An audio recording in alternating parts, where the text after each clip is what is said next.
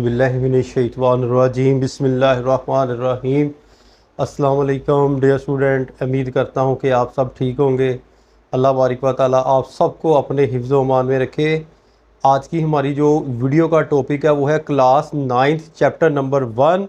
हम पढ़ेंगे general concept of education. तो बुक का पेज नंबर है 4, 4 नंबर हम पेज से जो है वो पढ़ेंगे। आपने करना क्या है कि आप साथ साथ अपनी बुक ओपन कर लें, फिर आपको समझ लगनी है। मैं रीडिंग करूँगा और जहाँ पर समझाने की बात होगी वहाँ मैं आपको जो है वो समझाऊँगा। यानी कि जो डिफ़िकल्ट वर्ड्स होंगे या कोई ऐसी चीज़ जो मुझे लगा कि आपको जो है वो उसकी समझ आनी चाहिए तो मैं आपको समझाऊँगा। साथ साथ हम रीडिंग भी करेंगे, ठीक है बेटा। तो लेट्स स्टार्ट, शुरू करते हैं आज की वीडियो का टॉपिक, तालीम का अमूमी तसव्वुर, general concept of education. Page number 4। हर कौम की तहजीब व सकाफ़त दूसरी अक़वाम से मुख्तलिफ होती है। तालीम के ज़रिए हर कौम अपनी सकाफ़त और नज़रिया हयात के बारे में तमाम मालूमात अपनी नई नस्ल को फ़राहम करती है। अब तहजीब व सकाफ़त, बार बार ये लफ्ज़ आ रहा है। तहजीब व सकाफ़त ये होती है बेटा कि हमारा बैठना, उठना, चलना फिरना, पहनना, खाना, हमारे शादी के रस्म व रवाज, हमारी सकाफ़त, हमारा कल्चर, ठीक है। हर जैसे कि सूबा पंजाब, सिंध, सरहद, बलूचिस्तान, खैबर पख्तूनख्वा का एक लहदा कल्चर है।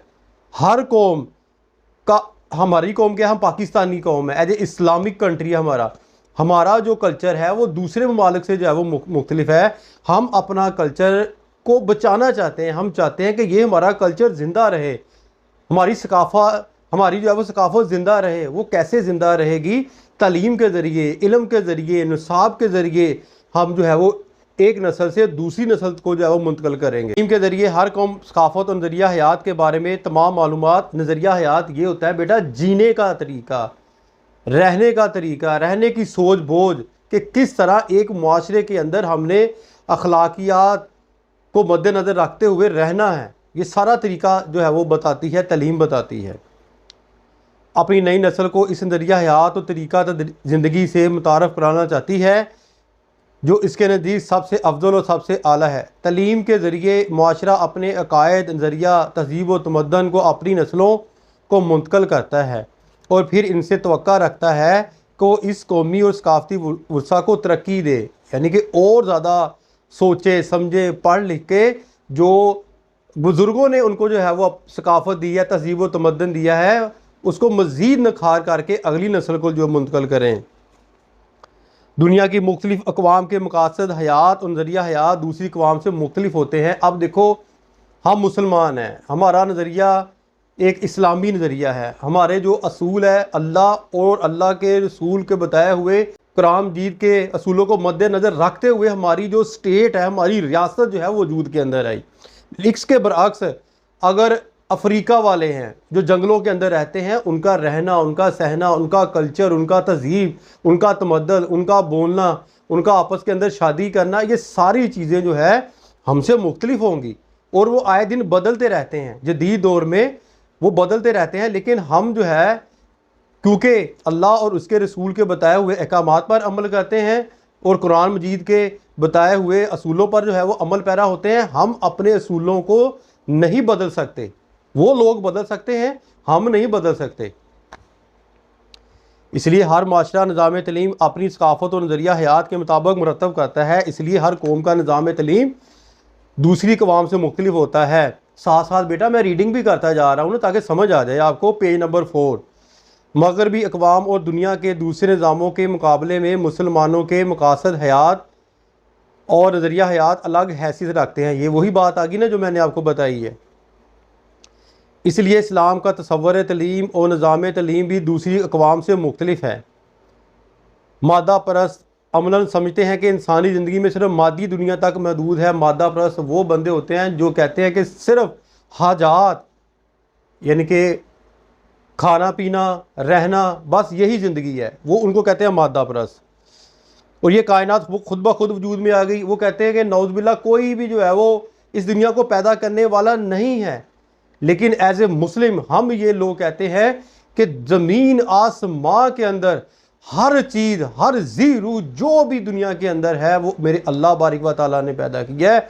और मेरे अल्लाह ताला ने इंसान को सूझबूझ दी है।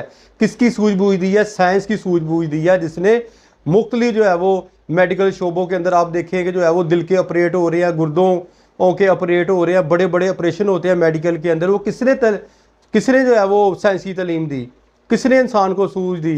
वो अल्लाह बारिक व ताला की मर्ज़ी से हुआ, मंशा से हुआ। आज हम जो है वो अपना फ़ज़ाओं में उड़ रहे हैं, हवाई जहाज़ जो है वो लेकर क्यों उड़ रहे हैं? ये कहाँ से हासिल की तलीम? हमने जो है साइंसी तलीम हासिल की। और वो ही तलीम जो है अगर मेरा अल्लाह चाहता तो देता और नहीं चाहता वो ना देता। ये नज़रिया इनके यहाँ तलीम की बुनियाद है। वो कहते हैं दुनिया खुद ब खुद वजूद में आ गई है और ख़ुद ब खुद जो है वो ख़त्म हो जाएगी, क्योंकि इन ममालिक की माशरत और तमद्दन तब्दील होता रहता है। इसलिए इनके यहाँ तलीम का मफ़हूम और मकासद भी मुआशरती तब्दीलियाँ के साथ तब्दील होते रहते हैं। अब बच्चों ये है कि एज ए मुस्लिम हर वो बंदा एक मुसलमान कहलाएगा कि जो आखिर के दिन के ऊपर भी यकीन रखता है कि कुल्ली नफ्सिन ज़ायक़ातुल मौत, हर नफ्स ने मौत का जायका चखना है। एज ए मुस्लिम अगर वो ये नहीं कहेगा कि क़यामत नहीं आएगी, हमें पता नहीं किसने पैदा किया और किसने हमने कहाँ जाना है, तो वो मुसलमान जो है वो कहलाने का हकदार नहीं है।